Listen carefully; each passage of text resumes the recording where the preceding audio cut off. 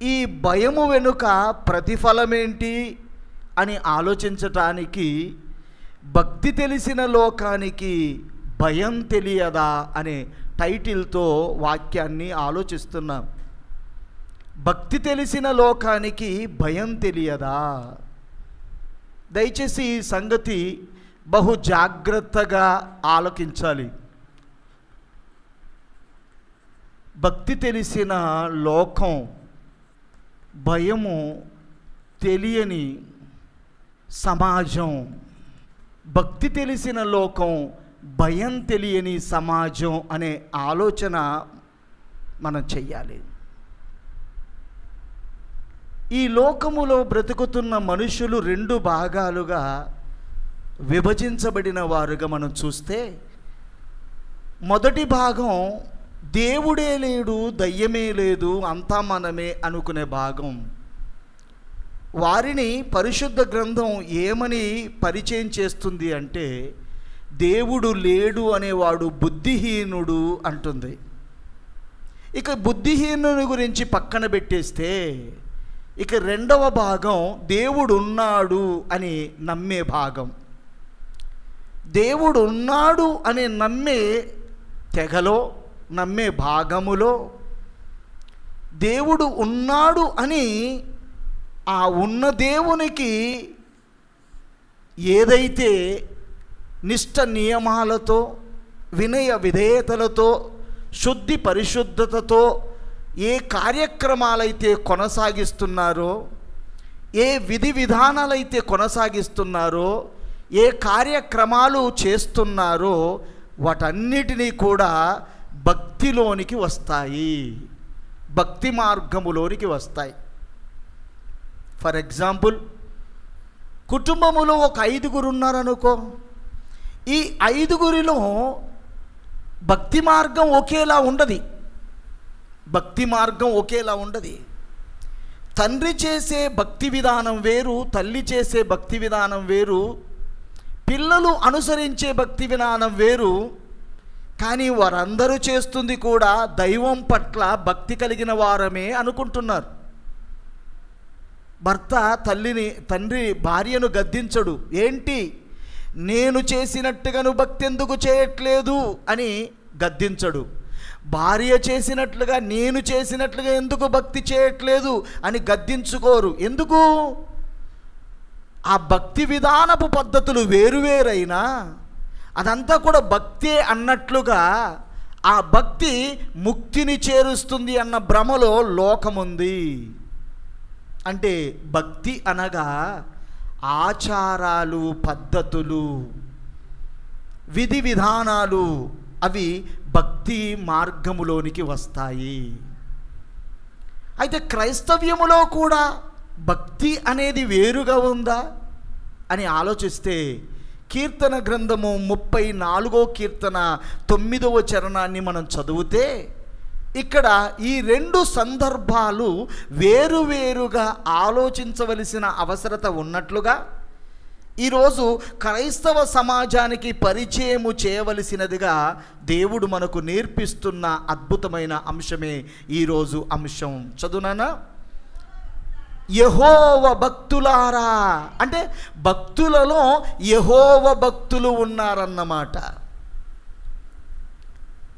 ఈ సెక్యులరిజములో, ఈ బయట ప్రపంచములో ఉన్న మనుష్యులలో ఒక్కొక్కరికి ఒక్కొక్క రకమైన భక్తి ఉంటే, ఆ భక్తికి సంబంధించిన పేర్లు వేరువేరుగా ఉంటే, వారు చేసే భక్తులన్నీ కూడా, భక్తి విధానములన్నీ కూడా, ఫర్ ఎగ్జాంపుల్ చెప్తాను.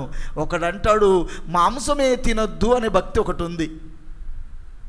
అదే ఇంట్లో మాంసం తినొచ్చు అనే ఒక భక్తి ఉంటుంది. వారిద్దరికి ఏమైనా విభేదం కలుగుతుందా?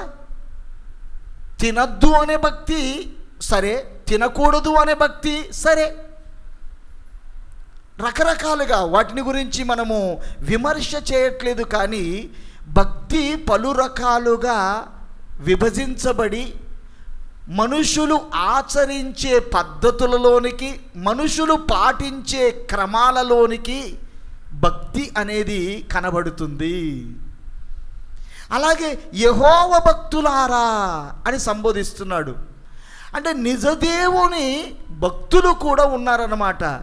నిజదేవునికి భక్తులుగా ఉన్న వాళ్ళు కూడా మరి ఒకే సంఘం ఒకే విధమైన భక్తి చేస్తుందా అని ఆలోచిస్తే ఈరోజు లోకములో ఉన్న వారిని చూసి నవ్వుకుంటున్న క్రైస్తవ్యాన్ని చూపిస్తున్నప్పుడు హేళనవుతుంది. అంటే దేంతో హేళన అవుతుంది అని ఆలోచిస్తే, ఒక గ్రామములోనే 3 సంఘాలుంటే 3 సంఘములలో భక్తి విధానం ఒకేలా ఉండదు.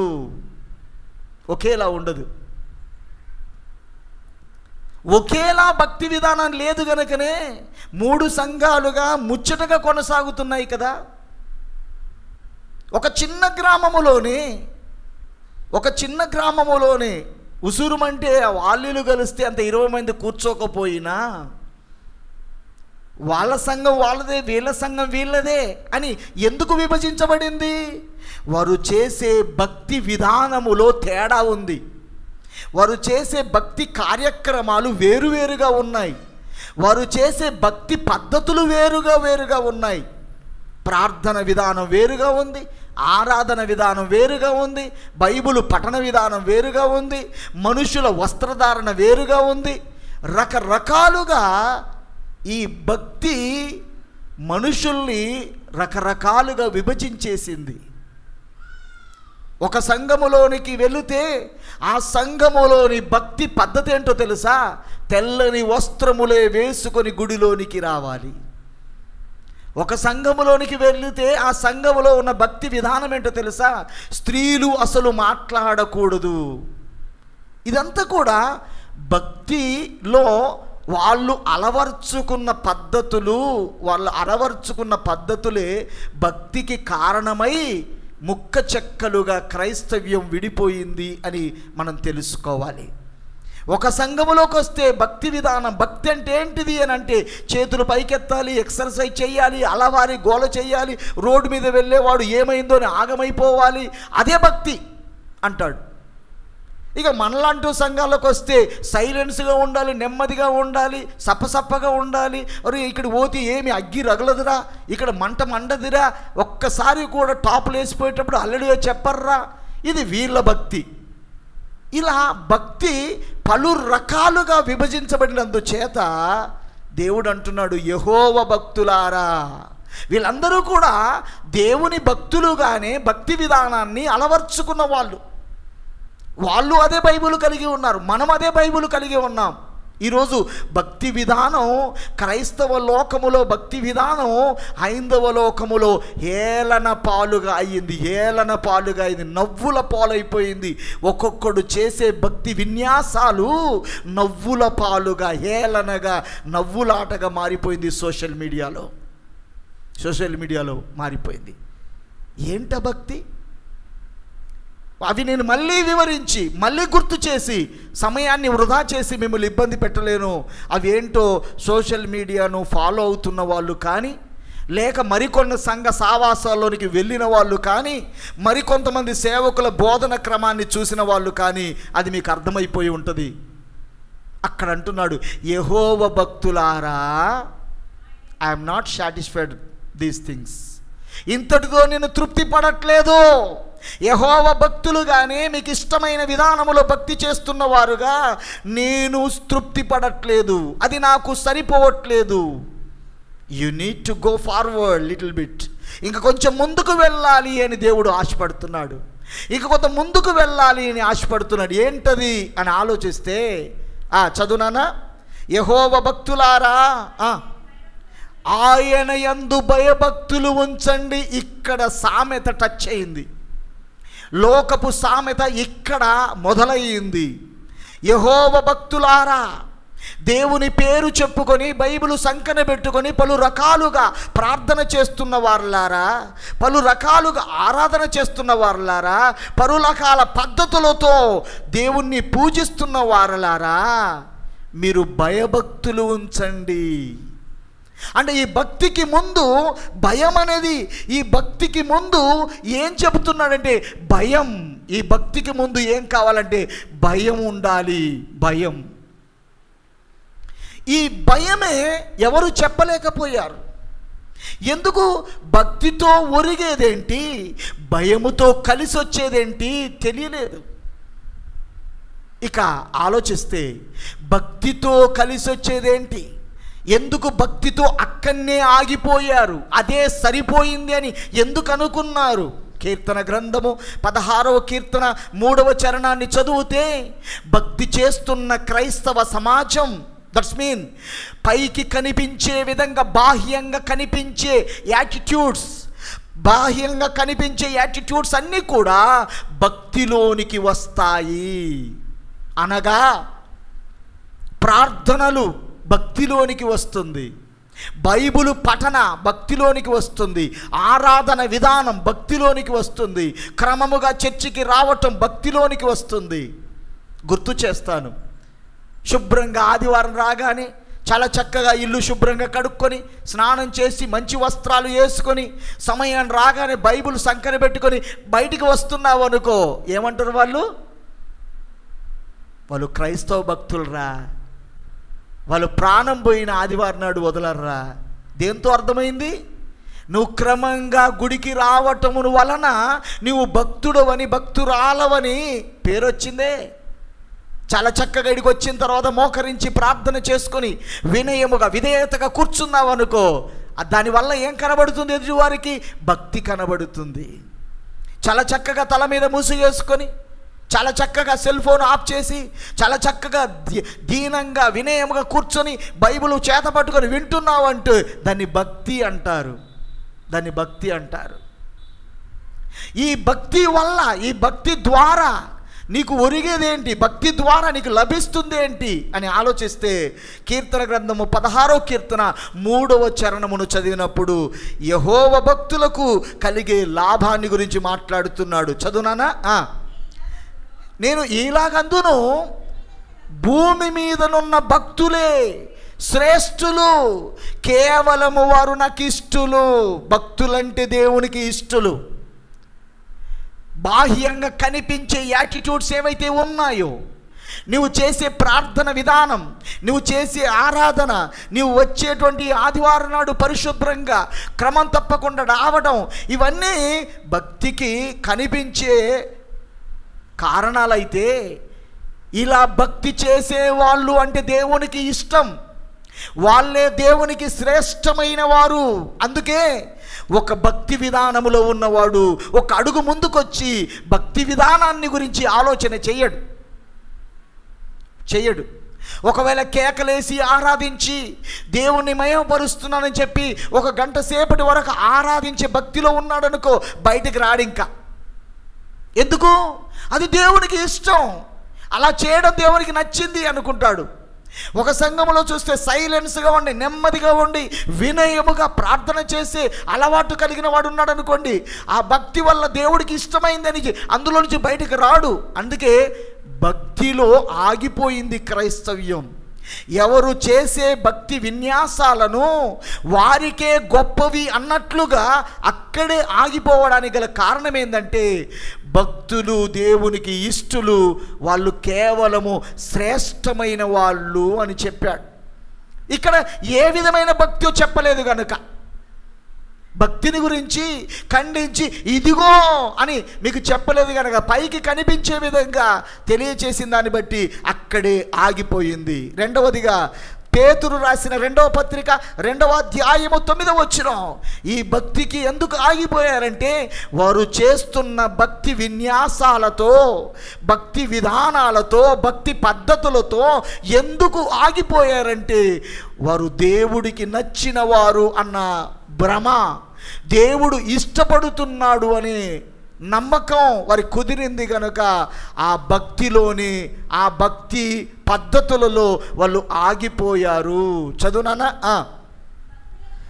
భక్తులను శోధనలో నుండి తప్పించును. అంటే ఏ భక్తితోనైతే శోధనలో నుంచి తప్పించబడుతున్నాడో అట్టి భక్తి అది నిజమైన భక్తి అన్నట్లుగా భక్తి దగ్గరే ఆగిపోయాడు. ఎందుకంటే శోధనలో నుంచి తప్పించబడేది భక్తే గనుక. దయచేసి కీర్తన గ్రంథము 37వ కీర్తన 28వ చరణం. మొదటిది, దేవునికి ఇష్టమైన వారు భక్తులు గనుక భక్తికే మొదటి మెట్టు, మొదటి పీఠం వేశారు. రెండవదిగా, ఆయన శోధనలో నుంచి భక్తులను తప్పిస్తారు గనక భక్తి మీదనే శ్రద్ధ నిలిపారు. మూడవదిగా చూస్తే కీర్తన గ్రంథము 37వ కీర్తన 28వ చరణం, ఏలయనగా యెహోవా చదువునాను ఆయన తన భక్తులను విడువడు. చాలు, భక్తులను విడువడు. నేను భక్తికి చేస్తే ఆయన నన్ను విడిచిపెట్టడు అని భక్తి చేయడానికి ఇష్టపడిన క్రైస్తవ సమాజముగా మొదట చూస్తున్నాం. నాలుగవదిగా, సమూయేలు రాసిన మొదటి గ్రంథము 2వ అధ్యాయము 9వ వచనం. ప్రియమైన దేవుని బిడ్డలారా, భక్తి చేయడానికి అలవాటు పడిన క్రైస్తవ్యం, భక్తి నేర్చుకున్న లోక క్రైస్తవ్యం ఈరోజు భయం అంటే ఏందో తెలియని వారుగా మిగిలిపోతున్నారు అనే విషయాన్ని మరలా మాకు జ్ఞాపకం చేస్తూ ముందుకు వెళ్తున్నాం. చదువునానా? సమూయేలు రాసిన మొదటి గ్రంథం 2వ అధ్యాయము 9వ వచనం. తన భక్తుల ప్రాధములను తొట్టిల్లనీయడు. చాలు చాలు, 4 విషయాలు చూసాం. అంటే ఈ 4 విషయాలు భక్తులకు జరగబోయే మేళ్లను గురించి ఆలోచిస్తే, ఇవి ఏంటి అని ఆలోచిస్తే, భూమి మీదనున్న భక్తులే శ్రేష్ఠులు, వారు నాకు ఇష్టలు, అంటే నేను ఇష్టమైన వాడను అనే భ్రమ తాము చేస్తున్న భక్తి ద్వారా కలిగింది కనుక వారు కలిగి ఉన్న భక్తి విధానాన్ని వదిలిపెట్టలేకపోతున్నారు. రెండవది, శోధనలో నుండి తప్పించేది భక్తే కనుక శోధనలో నుండి తప్పించటానికి భక్తినే అలవాటుగా చేసుకున్న వారుగా ఉన్నారు. మూడవదిగా, భక్తులను ఆయన విడిచిపెట్టడు గనక నన్ను విడిచిపెట్టద్దు అనుకున్నవాడుగా భక్తి మీదనే ఎక్కువ శ్రద్ధ నిలిపిన వాడై ఉన్నాడు. ఇక కుడికి కానీ ఎడమకు కానీ తొలగిపోకుండా, పాపములోను శాపములోను పడిపోకుండా భక్తే కారణం అనుకున్నాడు గనక ఈ భక్తిని తనకు ఇష్టమైనట్టుగా మలుచుకొని తాము అనుకున్న విధానములో భక్తి చేయడానికి అలవాటు పడ్డాడు. ఇక్కడ భక్తి అనగా ఇది బాహ్య సంబంధమైంది, ఇది శరీరానికి సంబంధించింది, ఇది పైకి కనిపించే విధంగా ఉండేటువంటిది భక్తి అన్న విషయాన్ని మనం జ్ఞాపకం చేసుకుందాం. దయచేసి అపోస్తుల కార్యములు 2వ అధ్యాయము 5వ వచనానికి వెళితే, 2వ అధ్యాయము 5వ వచనానికి వెళితే, ప్రియమైన దేవుని బిడ్డలారా, క్రీస్తు శకకాలములో క్రీస్తు భూమి మీద జీవిస్తున్నప్పుడు ఎవరున్నారు అని ఆలోచిస్తే 5వ వచనం దయచేసి చదవండి. ఆ కాలమున ఆకాశము క్రింద నుండి ప్రతి జనములో నుండి వచ్చిన భక్తి కలిగిన యూదులు యెరూషలేములో ఉండిరి. అంటే యేసుక్రీస్తు కాలములో భక్తి కలిగిన యూదులు ఉండిరి అంటే వాళ్ళు ఏం కలిగి ఉన్నారు, ఏం చేసేవారు అని ఆలోచిస్తే, మార్కు సువార్త 7వ అధ్యాయము ఈ భక్తి కలిగిన యూదులు ఈ భక్తి విన్యాసాలకి, భక్తి శ్రద్ధలకి, భక్తి పద్ధతులకి ఎలా కట్టుబడేవారు అని ఆలోచిస్తే, మార్కు సువార్త 7వ అధ్యాయము 7వ వచనం, యూదులు భక్తి కలిగిన వారు. అంటే భక్తి అంటే ఏందో నిర్వచనం మీకు అర్థం కావాలి, మనకు అర్థం కావాలి. భక్తి అనగా దేవునికి చేసే కార్యక్రమాలలో పద్ధతులు, ఆచారాలు, నియమ నిబంధనలు అంటారు. అందుకే ఒక భక్తికి ఒక రకమైన విధానం, ఒక భక్తికి మరొక విధానం, ఒక భక్తికి మరొక విధానం, అన్నీ భక్తి పద్ధతులు ఒకేలా ఉండయి. కాబట్టి యెహోవా భక్తులారా అంటే యెహోవాను అనుసరించేవారుగా అనేక రకాల పద్ధతులతో భక్తి చేసేవారుగా ఉండిపోయారు. ఆ రోజుల్లో యూదులు భక్తి గలవారు అని అంటే అర్థం ఏంటంటే వాళ్ళు ఎవరని ఆలోచిస్తే 7వ వచనం, భక్తి కలిగిన యూదులు, యూదా మతనిష్ట కలిగిన వాళ్ళు ఎవరని ఆలోచిస్తే మానవులు కల్పించిన పద్ధతులతో దేవోపదేశములని బోధించుచు వ్యర్థముగా ఆరాధించుదురు. అంటే మానవులు కల్పించిన పద్ధతులే యూదులు కలిగి ఉన్న భక్తికి సూచనలు అన్నమాట. అనగా భక్తి అనగా మానవులు కల్పించిన పద్ధతులతో ఆరాధించటం అనేది భక్తిగా కనబడుతుంది. తద్వారా ఏం జరుగుతుంది అని ఆలోచిస్తే, అలాంటి క్రమములో ఏం జరుగుతుందో ఆలోచిస్తే 8వ వచనంలో ఈ భక్తి చేస్తున్నారు అనగా మానవులు కల్పించిన పద్ధతులతో దేవుణ్ణి పూజిస్తున్నారు, దేవుణ్ణి ఆరాధిస్తున్నారు, నిష్ట నియమాలతో ఉన్నారు. అనగా చేతులు కడుక్కోకుండా భోజనం చేయొద్దు, శవాన్ని ముట్టుకున్నవాడు 7 రోజులు కడగా ఉండాలి, శుద్ధ జలాన్ని చల్లుకున్న తర్వాత ఇంట్లోకి వెళ్ళాలి. ఒక ఇంట్లో శవమై చనిపోతే సృష్టి కార్యక్రమంలో బోడగుండు గీక్కోవాలి. ఇవన్నీ పద్ధతులు భక్తిలో నుంచి మనుషులు కల్పించిన పద్ధతులుగా ఇదిగో బైబిల్ గ్రంథములో యూదులు వీటినన్నిటిని తీసుకొచ్చేశారు. యూదులు తీసుకొచ్చారు. తెలుసా ఎక్కడుందో? చనిపోయిన తర్వాత దినవారములో బోడుగుండు గీకించుకున్నది ఎక్కడుందో తెలుసా? ఒక్కసారి యోబు గ్రంథానికి వెళ్ళండి. ఇలా పరిశుద్ధ గ్రంథములో ఈ లోకమందున్న భక్తి పరులైన వాళ్ళు చేసే భక్తికి కారణాలు, భక్తికి సంబంధించినవన్నీ కూడా పరిశుద్ధ గ్రంథమును ఆధారంగా చేసుకొని యూదులు కల్పించగా అవి ఆచారాలు, అవి పద్ధతులు, అవి భక్తికి కారణమయ్యాయి. దయచేసి మొదటి అధ్యాయం 20 పై భాగములో పని వాళ్ళు చనిపోయారు, సేవకులు చనిపోయారు, తన పిల్లలు కూడా చనిపోయారు. అంతా శవాల దిబ్బగా మారిపోయింది ఆ ఇంట్లో. ఆ వార్త యోబు దగ్గరికి వచ్చింది. ఇప్పుడు యోబు ఏం చేస్తున్నాడో భూమి మీద ఉన్న మనుషులందరూ అదే చేస్తున్నారు. చదువునానా? అప్పుడు యోబు లేచి తన పై వస్త్రమును చింపుకొని తల వెంట్రుకలు గొరిగించుకొని. ఎందుకు గొరిగించుకున్నాడు? చావు వార్త తెలిసింది, దినవారం అవుతుంది, అంతా పోయింది, యెహోవా ఇచ్చెను యెహోవా తీసుకొని, ఇట్స్ ఓవర్ అని చెప్పి ఎందుకు పై వస్త్రాన్ని చింపుకున్నాడు? ఎందుకు ఆ బట్టలు తీసేసి అక్కడ సమాధి దగ్గర పడేసేస్తున్నారు? ఎందుకు ఆ బట్టలన్నీ మడత పెట్టేసి బయట పడేసేస్తున్నారు? ఈ ఆచారము ఒక భక్తిలో నుంచి వచ్చి భక్తికి కారణంగా మారిపోయింది.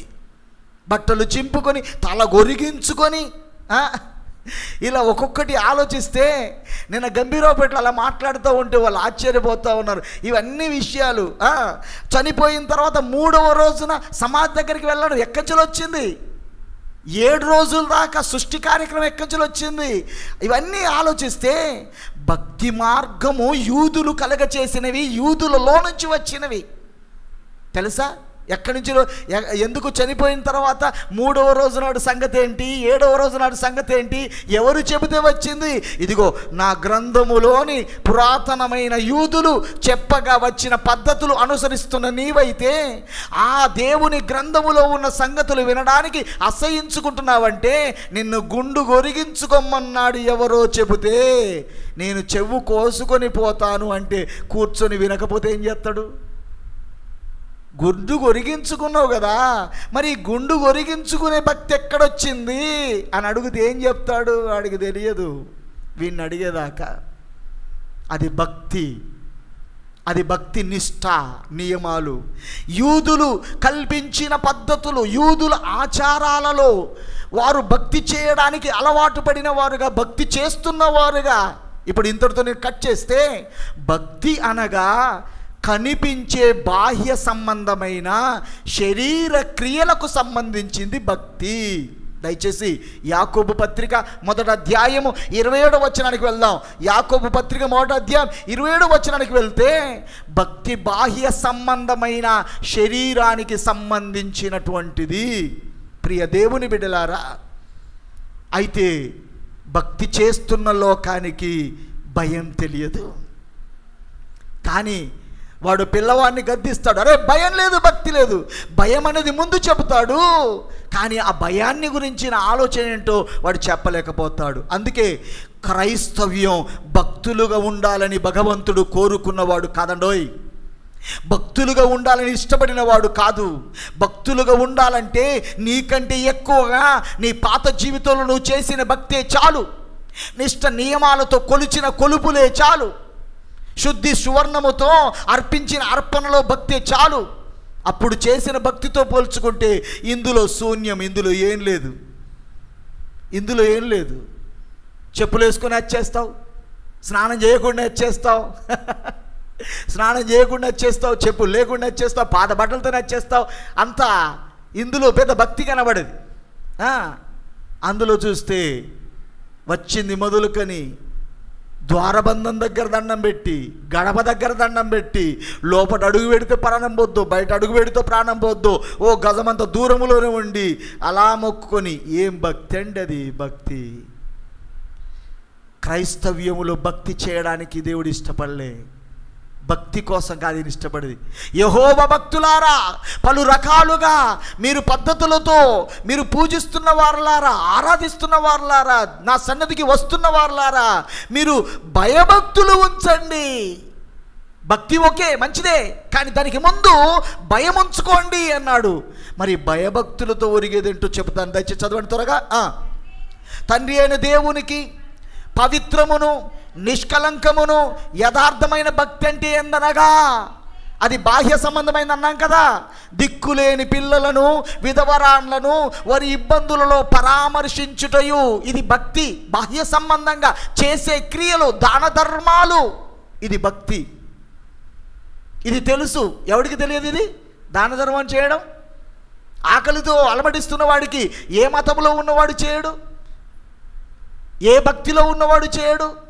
ప్రతి భక్తిలో ఉన్నవాడు కూడా దిక్కులేని పిల్లల్ని ఆదరించాలని, విధవరాలను చేరదీయాలని, ఆకలితున్న వారికి అన్నం పెట్టాలని, బుక్కడి అన్నం వేయమని ఇంటికి వచ్చిన వాడికి ఓ ముద్ద పెట్టాలని తెలియదా? రెండవదిగా చూస్తే ఇహలోక మాలిన్యం తనకు అంటకుండా తన్ను తాను కాపాడుకొనటయే. ఎవడండి తన శరీర జీవితాన్ని పాడు చేసుకోవాలని భక్తి చేస్తున్నవాడు లోకంలో ఉన్నాడు? ఏ భక్తి చేస్తున్నవాడైనా శరీరానికి పాపం ఉండొద్దని, పాపపు క్రియలు చేయొద్దని, దొంగతనం చేయొద్దని, వ్యభిచారం చేయొద్దని, నిష్ఠ కార్యక్రమాలు చేయొద్దని, అసహ్యమైన కార్యక్రమాలు చేయొద్దని ఎవడనుకోవట్లేదు? లోకములో ఉన్న ఏ మతపోడైనా, ఏ మతంలో ఉన్నవాడైనా, ఏ మార్గంలో ఉన్నవాడైనా, ఈవెన్ క్రైస్తవ్యాన్ని దూషిస్తున్నవాడైనా దాన ధర్మాలు చేయాలనుకుంటాడు, ఒంటిలో పాపానికి చోటు ఇవ్వద్దనుకుంటాడు. ఇది భక్తి. బాహ్యంగా కనిపించేది, అది బాహ్యంగా కనిపించేది, బాహ్యంగా కనబడేటట్లుగా చేసే పద్ధతులు, క్రియలు, ఇది భక్తి. ఇది భక్తి. అయితే మరి భయం ఏంటి, భయం అనగా ఏమిటి అని ఆలోచించడానికి, భయం అనగా ఏంటో ఆలోచించే ముందు భయానికి ఉన్న బలమైన లాభం ఏంటో చూద్దాం.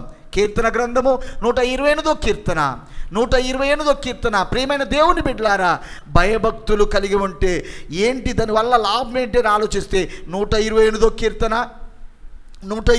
కీర్తన అందులో 4వ చరణం చదువునానా? యెహోవా యందు భయభక్తులు గలవాడు ఈలాగు ఆశీర్వదించబడును. యెహోవా యందు భయభక్తులు గలవాడు ఈలాగు ఆశీర్వదించబడును. భక్తి గలవాడి గురించి ఏం చెప్పాము? యెహోవాకు ఇష్టుడు, ఆయన శ్రేష్ఠుడు, అతన్ని శోధనలో నుంచి తప్పించును, అతన్ని విడువక కాపాడును, అతన్ని భద్రపరచును, అతనికి క్షేమము దయచేయును. అది భక్తి. మరి భయభక్తులు కలిగిన వాడైతే ఎలాగో ఈలాగు ఆశీర్వదించబడును. ఎలాగూ ఆశీర్వదించబడును అని ఆలోచిస్తే, కిందికి ఆలోచిస్తే, పిల్లలను చూసేదవు, నీ కష్టార్జితాన్ని నువ్వు అనుభవించేదవు, నువ్వు దీవించబడిన వాడవవుదువు, నీవు ఆశీర్వదించబడిన వాడవవుదువు అని చెబుతున్నాడు. భయభక్తులు కలిగిన వాడు ఎలాగూ ఆశీర్వదించబడునండి? నిజంగా భయభక్తులు కలిగి ఉంటే అలా ఆశీర్వదించబడతారా అని ఆలోచిస్తే, దయచేసి యోబు గ్రంథము 1వ అధ్యాయముకు మళ్ళీ వెళ్దాం. యోబు గ్రంథం 1వ అధ్యాయంకు వెళ్తే మొదటి వచనాన్ని చదివితే 128వ కీర్తనలో ఈలాగు ఆశీర్వదించబడునని ఇంటిని గురించి చెప్పిన దేవుడు, ఒంటి కోసం చెప్పిన దేవుడు నిజంగా అలా జరుగుతుందా అని ఆలోచిస్తే, యోబు గ్రంథం 1వ అధ్యాయము మొదటి 2 వచనాలు చూస్తున్నప్పుడు ఇక్కడ భయభక్తులు కలిగిన ఒక మనుష్యుడు భూమి మీద బ్రతికిన రోజులవి. భయభక్తులు కలిగిన వాడుగా భూమి మీద బ్రతికిన రోజులవి. అతని పేరే యోబు. అతడే ఊజు అనే దేశములో ఉన్నవాడు. అతడే దేవుని దృష్టిలో భయభక్తులు కలిగిన వాడు అని చెబుతున్నాడు. చదువునానా? యూజు దేశమునందు యోబు అను ఒక మనుష్యుడుండెను. అతడు యథార్థవర్తనుడును న్యాయవంతుడునై దేవుని యందు భయభక్తులు కలిగి చెడుతనము విసర్జించిన వాడు. అతనికి 7 కుమారులు 3 కుమార్తెలు కలిగి ఉండిరి. 7 + 3 10 మంది పిల్లలు. ఇక అద్దులే 10 మంది పిల్లల సంగతి అద్దు, కానీ కింది కావాలి సార్. అది వాస్తవమే. 10 మంది పిల్లలంటే 10 మందికి ఇల్లు కట్టాలంటే మన వల్ల కాదు. ఒక్కడికి ఇల్లు కట్టే వరకే 3 చేల నీళ్ళు దాగెత్తున్నాం కాబట్టి 10 మంది పిల్లలు అద్దులే. ఈ కింది మంచిగా ఉంటాయి. 7,000 గొర్రెలను 3,000 ఒంటెలను 500 జతల ఎడ్లను 500 ఆడుగాడిదలను. ఇలా మనం ఆలోచిస్తూ ఇలా వెళుతుంటే కింది భాగంలోకి వచ్చేసరికి ఆయన ఏమంటాడు తెలుసా? భూమి మీద అతని అంత ధనవంతుడు భూమి మీద ఎవరునూ లేరని 8వ వచనం దగ్గర చెబుతున్నాడు. చదువునా 8వ వచనం. అందుకు యెహోవా, నా సేవకుడని యోబు సంగతి ఆలోచించిదివా? అతడు యథార్థవంతుడును న్యాయవంతుడునై దేవుని యందు భయభక్తులు కలిగి చెడుతనము విసర్జించిన వాడు. భూమి మీద అతని వంటి వాడు ఎవడును లేడు. భూమి మీద అతని వంటి వాడు ఎవడును లేడు. అతనికి కలిగి ఉన్న ఆస్తి సంపద ధనం భూమి మీద ఎవరికి లేదని యోబును గురించి సాక్ష్యం చెబుతుంటే, యోబు ఎవరు అనే క్యారెక్టర్ ఆలోచిస్తున్న క్రమములో అక్కడ భయభక్తులు కలిగిన వాడు అని అర్థమవుతుంది. అంటే దేవుని పట్ల భక్తి ఉంది అంటే బాహ్యంగా చేయవలసిన పద్ధతి ప్రకారంగా చేస్తున్నాడు. ఇక రెండవది ఆయన భయము కూడా కలిగి ఉన్నాడు. అంటే భక్తి అనేది శరీరానికి సంబంధించింది, భయము అనేది ఆత్మకు సంబంధించింది. అంటే శరీరానికి సంబంధించిన భక్తి చేయడానికి అలవాటు పడ్డాడు, కానీ ఆత్మకు సంబంధించిన భయము కలిగి ఉండడానికి మనుషునికి ఆలోచన పుట్టలేదు. ఒక ఎగ్జాంపుల్ ఇది అర్థం కావడానికి, ఏ డెప్తుల్లో దీన్ని చెప్పాలనుకున్న విషయాన్ని మీకు అర్థం చేయించడానికి, ఒకవేళ ఇప్పుడు మంచి అనారోగ్యంతో ఉన్నారనుకోండి, ఎవరు లేరు, ఒకవేళ ఉన్నారనుకోండి,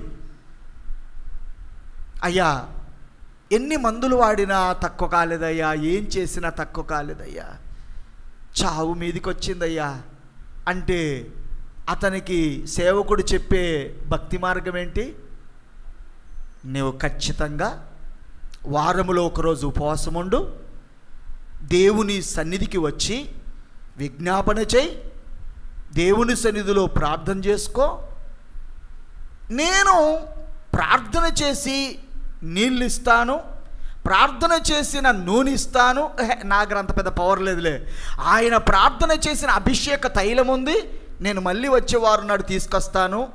ఆ అభిషేక తైలము దగ్గర పెట్టుకొని రోజు ఉదయం లేచి ఏసు రక్తమే జయం సిల్వ రక్తమే జయమని నీళ్ళలో 2 సుక్కలు వేసుకొని, 2 కాదు 3 వేసుకొని, 3 ఎందుకు, తండ్రి కుమార పరిశుద్ధాత్మ 3 వేసుకొని, అప్పుడు ఏసు రక్తమే జై, ఏం చేస్తావో జై అనుకుంటూ తాగు అని అంటే టైం తప్పకుండా ఇది 4:30కి చెయ్యి, ఎవరు లేవకముందే దయ్యాలు వండుకుంటప్పుడు మనుషులు లేచేటప్పుడు 4:30కి చెయ్యి అంటే 4 గంటలకే లేస్తాడు. 4 గంటలకి లేచి 4:30 అయిందా సుత్తనే ఉంటాడు. శరీరము కొరకై, శరీర అవసరాలు తీర్చుకొనుట కొరకై భక్తి చేయడానికి ఎంత బరువు మోపినా భక్తి చేయడానికి మనుషుడు ఇష్టపడ్డాడు. మరి భయాన్ని గురించిన ఆలోచన రాలే. ఈ భయం ఆత్మను స్వర్గలోకానికి తీసుకుపోయేది. మరి ఈ భయం అంటే ఏంటి అనే విషయాన్ని పరిచయం చేసి ముగిస్తాను సమయాన్ని బట్టి. ఆదికాండము 22వ అధ్యాయము 12వ వచనానికి వెళ్తే భయం అంటే ఏందో తెలుస్తుంది. భక్తి చేసే లోకానికి భయం తెలియదా? ఆరాధించే క్రైస్తవ్యానికి భయం తెలియదా?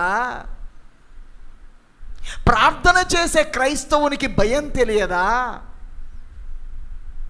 పాటలు పాడే క్రైస్తవ్యానికి భయం తెలియదా అని ఆలోచిస్తే, యెహోవా భక్తులారా, దట్స్ మీన్ ప్రార్థన చేసేవారలారా, క్రమం తప్పకుండా సబ్బాతును ఆచరించిన యూదులారా, నిష్ఠ నియమాలతో శుద్ధి సువర్ణముతో బ్రతుకుతున్న వారలారా, పాపులను ముట్టుకోకుండా పరిశుద్ధంగా బ్రతుకుతున్న వారలారా, యెహోవా భక్తులారా, ధర్మశాస్త్రాన్ని పాటిస్తున్న వారులారా అని భక్తులకు చెబుతున్నాడు.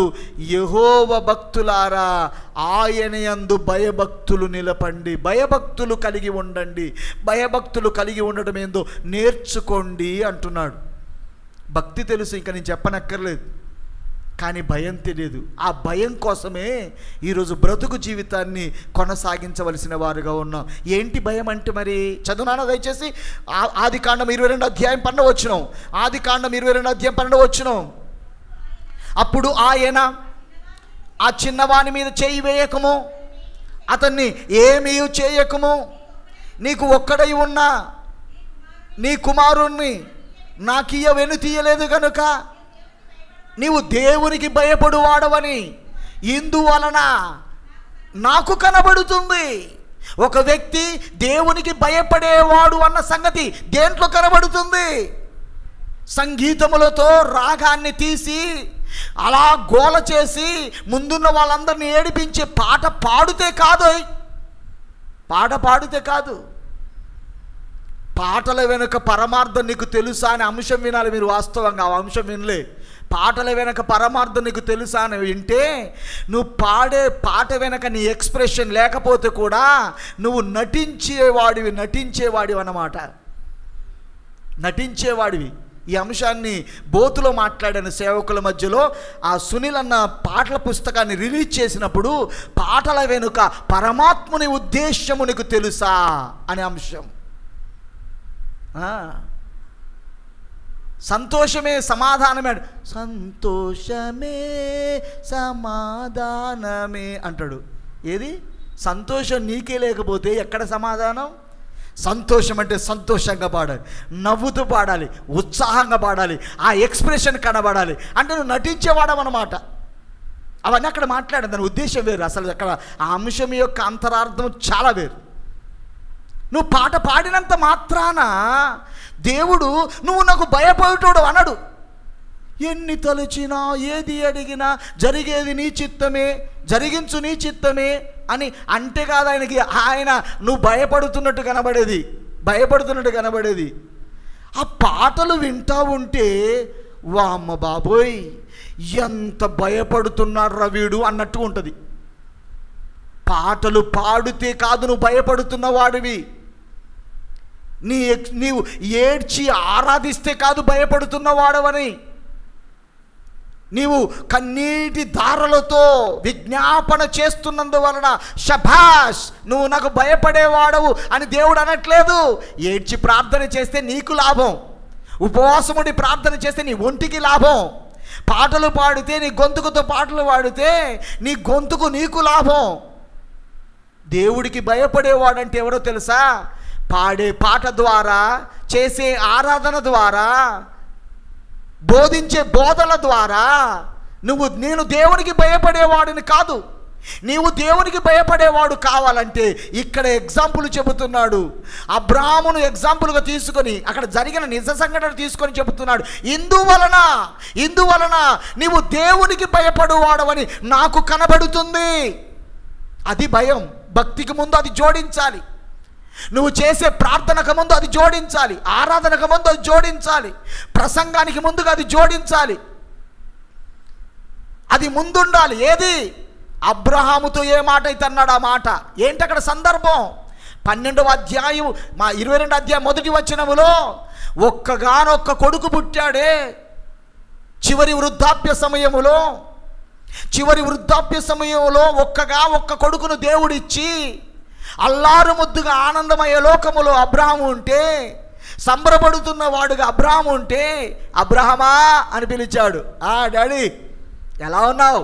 సూపర్, ఇప్పుడేం టెన్షన్ లేదో, నా ఆస్తికి వారసుడు ఉన్నాడు కదా, నా తర్వాత కొనసాగించే కొడుకున్నాడు కదా, నన్ను చూసుకునే కొడుకునిచ్చావు కదా, సూపర్గా ఉందే అన్నట్టు ఉన్నాడు అబ్రహాం. ఒక ముచ్చడి చెప్తా అన్నాడు. చెప్పేంటిది? ఎంత ఆనందంగా మాట్లాడుతున్నాడో, ఎంత సంతోషంగా మాట్లాడుతున్నాడో అదే డెప్తుల్లో, అబ్రహమా ఆ కొడుకును నాకు దహన బలిగా అర్పించేయి. ముఖం చిన్నబోలే, ఆలోచన చిన్నబోలే, ఎక్స్ప్రెషన్లో చిన్నబోలే, యాజ్ ఇట్ ఈజ్గా ఉన్నది ఉన్నట్లుగా దహన బలిగా నా కొడుకును అర్పించేసాయి. అనగానే ఎప్పుడు, ఎక్కడ? అదిగో మొరియా పర్వతం మీద 3 దినాల ప్రయాణం. మొరియా పర్వతం మీద 3 దినాల పర్యాయం, 3 దినాల ప్రయాణం చేయాలి, వెళ్ళాలి అక్కడికి, పర్వతం మీదకి.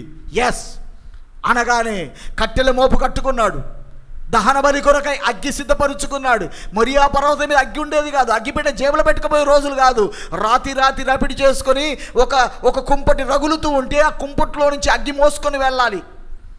ఆ అగ్గిని తీసుకున్నాడు, కట్టెలు మోపు కట్టుకున్నాడు, ఆ దహన బలిని బలిగా అర్పించటానికి మరి కత్తి తీసుకున్నాడు. వెళ్ళిపోతున్నారు. 3 రోజుల ప్రయాణం. మొరియా పర్వతం మీదకి వెళ్తున్నారు.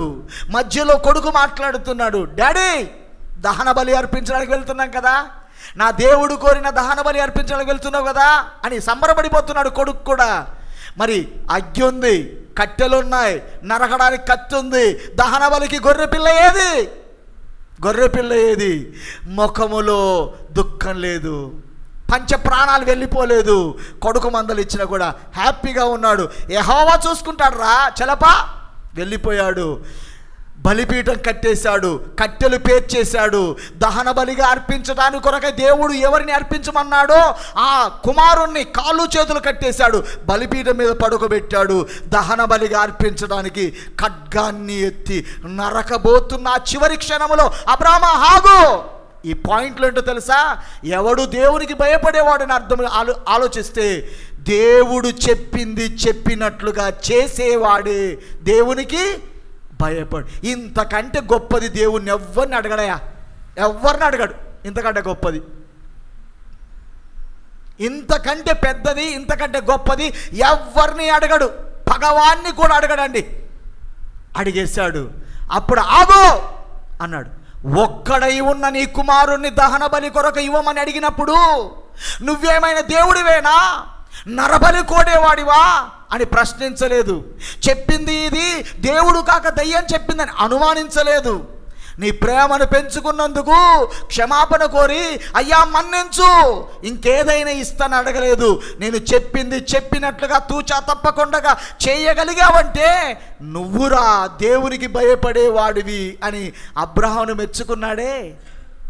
ఈరోజు నీతో నాతో ఆయన మందిరానికి తీసుకొస్తుంది భక్తి చేయడానికి కాదు, భక్తి చేయడానికి కాదు. ఏదో చేయలెత్తమనగానే ఎత్తి, దించుమనగానే దించి, ఎక్సర్సైజ్ చేయమనగానే చేసి, ఏడుమనగానే ఏడిసి, ఏడిపించడానికి ఒక శ్లోకం పాడి, ఏడిపించడానికి అదిగో కలవరిశిలు, అదిగో చేతుల మేకులు, అదిగో నెత్తురు, అదిగో దారలు అని చెప్పేసి నిన్ను ఏడిపించడానికి కాదు వీడికి రప్పించింది. ఆయన మనతో చెప్పుతున్న విషయాలు, చెప్పుతున్న పనులు చేయడానికి, నేర్పించడానికి మన దగ్గరకు తెస్తున్నాడండి. ఈరోజు ఆయన మనతో చెప్పింది చెప్పినట్లుగా చేస్తున్నామా? All together we need to think all these things. మనందరం కలిసి వీటన్నిటి గురించి ఆలోచన చేయాలి. ఏంటి, నేను భక్తి చేయడానికి వెళ్ళానా గుడికి, లేక భయపడుట కోసం నేర్చుకోవడానికి వెళ్ళానా? ప్రతి ఆదివారం ప్రతి పాఠములో నువ్వేదో చెయ్యాలని నేర్పిస్తున్నాడు, నేనేదో చెయ్యాలని నేర్పిస్తున్నాడు, ఏదో చెయ్యొద్దు అని నేర్పిస్తున్నాడు, ఏదో చెయ్యకూడదని చెబుతున్నాడు. చెయ్యకూడని వాటిని చెయ్యొద్దు అనుకొని పోతున్నావా? చెయ్యాల్సిన వాటిని చెయ్యాలి అనుకొని వెళ్తున్నావా? అతడే ఆమెనే దేవునికి భయపడేవాడు. ఈరోజు భక్తి చేస్తున్నాం కానీ భయపడడం అనేది లేదండి. భయపడకపోవటం వలన ఆశీర్వదించబడిన వారుగా పరలోకానికి వెళ్ళలేకపోతున్నాం. ఆయన అన్నాడు, యెహోవా యందు భయభక్తులు గలవారు ఈలాగు ఆశీర్వదించబడును అన్నాడు. ఆశీర్వాదం వెనక దాగింది ఏంటో తెలుసా? దయచేసి మత్తయి సువార్త ఆశీర్వాదం వెనక దాగింది ఏంటో అదే ఈరోజు నువ్వు నేను కూడా మిస్ అయిపోతున్నాము. మత్తయి సువార్త 25వ అధ్యాయము, మత్తయి సువార్త 25వ అధ్యాయము. ప్రియమైన దేవుని బిడ్డలారా, ఈరోజు ఆశీర్వదించబడిన వారుగా, దేవుని చేత ఆశీర్వదించబడని వారుగా, మనం భయపడని వారుగా ఉండిపోతున్న క్రమములో ఏమైపోతున్నామని ఆలోచిస్తే దయచేసి దేవుని వాక్యములు మత్తయి సువార్త 25వ అధ్యాయము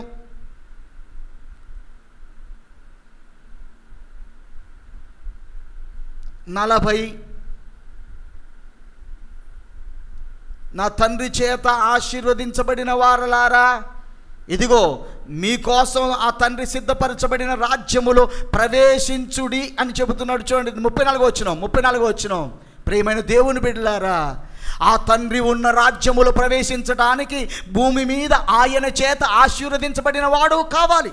నువ్వు భూమి మీద ఆయన చేత ఆశీర్వదించబడిన వాడు కావాలంటే అదిగో దేవునికి భయపడే భక్తి చేసేవాడే ఆశీర్వదించబడతాడు. చదువునాన్న 34వ వచనం. అప్పుడు రాజు ఎడమ వైపున ఉన్నవారిని చూసి కుడివైపున ఉన్నవారిని చూసి, నా తండ్రి చేత ఆశీర్వదించబడిన వారలారా రండి, లోకం పుట్టింది మొదలుకొని మీ కొరకు సిద్ధపరచబడిన రాజ్యమును స్వతంత్రించుకోండి. ఎవరికి? భక్తి చేసే వాళ్ళకు కాదు ఆ రాజ్యములు స్వతంత్రత. భయభక్తులు కలిగిన వాడికి ఆ రాజ్యములు స్వతంత్రత. ఎవరు భక్తి కలిగిన వారు అని ఆలోచిస్తే ఆశీర్వదించబడిన వారే భయభక్తులు కలిగిన వారు. ఈరోజు భక్తి చేస్తున్నాము కానీ భయపడలేకపోతున్నాం. విశ్వాసులే కాదు, సేవకులు సైతం దేవుడు చెప్పింది చెప్పినట్లుగా చేయలేకపోతున్నాం. దేవుడు చెప్పింది చెప్పినట్లుగా చేయలేకపోతున్నాం. దేవుడికే మనం చెప్పి చేయిస్తున్నాం. మనం చెప్పిందే దేవుడు చెయ్యాలనుకుంటున్నాం. ఒకవేళ చెయ్యకపోతే నలుగురు చేత ఆయన చేసేటట్లుగా చేస్తున్నాం. ఇంకా ఆయన చెయ్యకపోతే మైకు సౌండ్లు పెట్టి చేసేటట్లుగా ఆయన గోల పెడుతున్నాం. అప్పటికే మీకు అర్థమైంది అనుకుంటున్నాను, యూట్యూబ్ లైవ్ ద్వారా వింటున్న వాళ్ళకి కూడా. మనం చెప్పింది ఆయన చెయ్యాలనుకుంటున్నాం కానీ ఆయన చెప్పింది చెయ్యాలి అని అనుకోలేకపోతున్నామంటే మనము భక్తి చేస్తున్నాము కానీ భయపడతలేము. ప్రార్థన చేస్తున్నాము కానీ దేవునికి భయపడతలేము. పాటలు పాడుతున్నాము కానీ దేవునికి భయపడతలేము. ఆరాధన చేస్తున్నాము కానీ దేవునికి భయపడతలేము. మందిరానికి వస్తున్నాము కానీ దేవునికి భయపడతలేము. వాక్యం వింటున్నాము కానీ దేవునికి భయపడతలేము. దట్స్ మీన్ ఆయన చెప్పింది చెప్పినట్లుగా చేయలేకపోతున్నాం. ఇక భయపడువాడు అనగా నిర్వచనం రెండవదిగా దయచేసి లూకా సువార్త 23వ అధ్యాయము 40వ వచనానికి వెళితే, ఎవరు దేవునికి భయపడువారు అంటే చెప్పింది చెప్పినట్లుగా చేసేవాడే దేవునికి భయపడేవాడు. ఇక రెండవదిగా ఆలోచిస్తే యేసుక్రీస్తు వారు సిలువ వేయబడుతున్న సందర్భం అది. ఇరుప్రక్కల దొంగలుగా సిలువ వేయబడ్డారు. ఇరుప్రక్కల శిక్షను అనుభవిస్తున్నారు. ఇరుప్రక్కల దొంగలున్నారు. మధ్యలో యేసు ప్రభు ఉన్నాడు. ఈ ఇద్దరు దొంగల సంభాషణలో దేవునికి భయపడేవాడు ఎవడో తెలుస్తుంది. దయచేసి చదవండి 23వ అధ్యాయము 40వ వచనం. 23వ అధ్యాయం 40వ వచనం. ప్రియమైన దేవుని బిడ్డలారా, నా ప్రియమైన వాక్యానుసారమైన సంఘములో ఉన్నవారులారా, దేవుడు తన గ్రంథము ద్వారా ఏమి చేయమని చెబుతున్నాడో అది చెయ్యండి. ఏది చెయ్యొద్దు అని చెబుతున్నాడో అది చెయ్యడానికి మానేయండి. ఇది ఆత్మ సంబంధమైంది. ఇది శరీరం పైకి కనిపించేది కాదు. ఇది అంతర్గత ఆత్మకు సంబంధించిన విషయం. అలా చేయగలిగితే ఆ భక్తి, ఆ భయం ముందు పెట్టుకుంటే నువ్వు ఆశీర్వదించబడిన వాడుగా తండ్రి ఆ రాజ్యములోనికి నీకు ఆహ్వానాన్ని తెలియచేస్తాడు. చదువునానా 40వ వచనం. అయితే రెండవ వాడు వాణ్ణి గద్దించి, నీవు అదే శిక్ష విధిలో ఉన్నావు, నీవు అదే శిక్ష విధిలో ఉన్నావు గనుక నీవు దేవునికి భయపడవా? అంటే ఇద్దరు దొంగలే, ఇద్దరు శిక్షలో ఉన్నారు, ఇద్దరు శిలువ మీదనే ఉన్నారు. కానీ ఒక దొంగ అంటున్నాడు, నువ్వు దేవునికి భయపడవా అంటున్నాడంటే ఇతను దేవునికి భయపడుతున్నాడు అన్నమాట. మరి దేవునికి భయపడుతున్నాడు అని ఎలా అర్థమవుతుంది మనకు? చదువునానా. మనకైతే ఇది న్యాయమే అనగా దేవునికి భయపడేవాడు తన జీవితంలో ఏది జరిగినా ఇది న్యాయమే అని ఒప్పుకుంటాడు. ఫర్ ఎగ్జాంపుల్, యోబు భయభక్తులు కలిగిన వాడు కదా. తన జీవితంలో అంత ఊహించని సంఘటన జరిగింది కదా, దాన్ని అన్యాయం అనుకున్నాడా? యోబు అంటాడు, దేవుడు అన్యాయస్తుడు కాదు, అన్యాయము చెయ్యడు. అంటే దేవునికి భయపడేవాడు తన బ్రతుకు జీవితంలో ఏది జరుగుతున్నా ఇది న్యాయమే, ఇది జరగవలసిందే, ఇది జరుగుతున్నదే అని ఒప్పుకొని గ్రహించేవాడు దేవునికి భయపడేవాడు. దేవునికి భయపడినవాడు జరగకూడని సంఘటన జరుగుతూ ఉంటే ఏమంటారండి? దుమ్మెత్తిపోసేది ఎక్కడా? నెంబర్ 1, ఏది జరిగినా అది నా కోసమే జరిగింది, అది జరగవలసిందే అని అంగీకరిస్తాడు. ఇక భక్తులలో భక్తి మాత్రమే చేసేవారికి జరగకూడదు జరిగిందనుకో ఏం చేస్తారు? ఈ భక్తి మార్గంలో నుంచి ఇంకో భక్తి మార్గంలోకి వెళ్ళిపోతారు. అంతే, రక్షణ క్రైస్తవ్యాన్ని వదిలిపెట్టేస్తారు, లోకంలోకి వెళ్ళిపోతారు. ఏమైందంటే ఏం జరిగింది, జరగకూడదు జరిగింది కదా, ఇంతకంటే ఇంకేం జరగాలి అంటాడు. నెంబర్ 2, ఏం జరిగినా నా మంచి కోసమే జరిగింది, అది నా వల్లే జరిగింది అని అంగీకరిస్తాడు. చదువునానా? మనం చేసిన వాటికి తగిన ఫలం పొందుచున్నాము, కానీ ఈయన ఏ తప్పిదము చేయలేదు. దేవునికి భయపడేవాడు, దేవుడు ఏ తప్పు చేయలేదు, ఏ పొరపాటు చేయలేదు, ఆయన ఎప్పుడు కూడా నా బ్రతుకులో పొరపాటు చేయడు అని చెప్పి ఒప్పుకుంటాడు. రెండవదిగా ఏది జరిగినా అంగీకరిస్తాడు. మూడవదిగా దేవుడు తప్పు చేయడు అని చెప్పి గ్రహిస్తాడు. నాలుగవదిగా ఏమంటాడంటే ఆయనకు ఒక రాజ్యం ఉందని తెలుసుకుంటాడు. ఎవరికి? భయపడేవానికి దేవునికి ఒక రాజ్యం ఉంది అని తెలుస్తుంది. ఎవరికి? భక్తులకు కాదు. ఇప్పుడు భక్తి చేసే వాళ్ళందరికీ ఆయనకు ఒక రాజ్యం ఉంది, ఆ రాజ్యములోనికి యేసుక్రీస్తు వారు వెళ్ళాడు అని తెలుసుకోలేడు. ఐదవదిగా ఆ వెళ్ళిన ఆ రాజ్యములో నుంచి యేసుక్రీస్తు వారు తిరిగి వస్తాడు అని భయపడేవానికి అర్థమైంది. ఆరవదిగా ఆయన రాజ్యముతో వస్తే ఆ రాజ్యములో ఉంచుకోవాలనుకుంటే, ఆ రాజ్యములో చేర్చుకోవాలనుకుంటే, ఈ శిలువ మీద మా మధ్యలో వేలాడుతున్న ఈయనకు ఇష్టమైతే అందులో చేర్చుకుంటాడు, ఆయనకు కష్టమైతే అందులోకి చేర్చుకోడు అని అనుకుంటాడు. వాడే దేవునికి భయపడేవాడు. ఆయన అన్నాడు, ప్రభువా నీవు నీ రాజ్యంతో వచ్చినప్పుడు నన్ను జ్ఞాపకం చేసుకో అన్నాడు. ప్రియమైన దేవుని బిడ్డలారా, భయపడేవారు ఎవరంటే చెప్పింది చెప్పినట్లుగా చేసేవాడు, ఏం జరిగినా అంగీకరించేవాడు, ఆయనకు ఒక రాజ్యం ఉందని తెలిసేవాడు, ఆ రాజ్యములోనికి యేసు వెళ్ళాడని అర్థమైనవాడు, వెళ్ళిన యేసుక్రీస్తు వారు తిరిగి వస్తాడని గ్రహించినవాడు, వచ్చిన సమయములో నువ్వు సచ్చిన రోజు ఈ యేసుకు నీవు ఇష్టమైతే, ఈ యేసుకు నీకు ఇష్టమైతే, యేసుకు నీవు అంగీకారం అయితే అందులోకి నన్ను తీసుకుపోయేవాడు అని నమ్మేవాడే, అని విశ్వసించేవాడే దేవునికి భయపడేవాడు. అప్పుడు యేసుకు నచ్చినట్లుగా, యేసు జ్ఞాపకము చేసుకునేటట్లుగా భూమి మీద తన బ్రతుకు జీవితాన్ని కొనసాగిస్తాడు. ప్రియమైన దేవుని బిడ్డలారా, భక్తి చేయడంతో సరిపోదు స్వర్గలోకానికి పోవడానికి. భక్తితో పాటు భయం ఉండాలి. మొదట భయం ఉండాలి, ఆ తర్వాత భక్తి ఉండాలి. ప్రియమైన దేవుని సంగమా, భయం భక్తి గలవారవేనా? అయితే స్వర్గలోకానికి వారసుడుగా సిద్ధపడుతున్నావు అన్నమాట. లేదు, భక్తే ఉంది, భయం లేదు అనుకుంటే ఈ రోజు నుంచి భక్తిని గురించి కాసేపు పక్కన పెట్టి భయం కోసం ఆలోచించు. దేవుడు ఏం చెబుతున్నాడో ఆలోచించు, ఏం చేయమంటున్నాడో ఆలోచించు. అట్టి వారికి దేవుడు తన కృపను అనుగ్రహించి కనికరించి క్షమించి ఆయన యందు భయభక్తులు గలవారుగా తీర్చిదిద్దునుగాక. అందరూ తల వంచి కళ్ళు మూసుకొని ప్రార్థన చేసుకుందాం.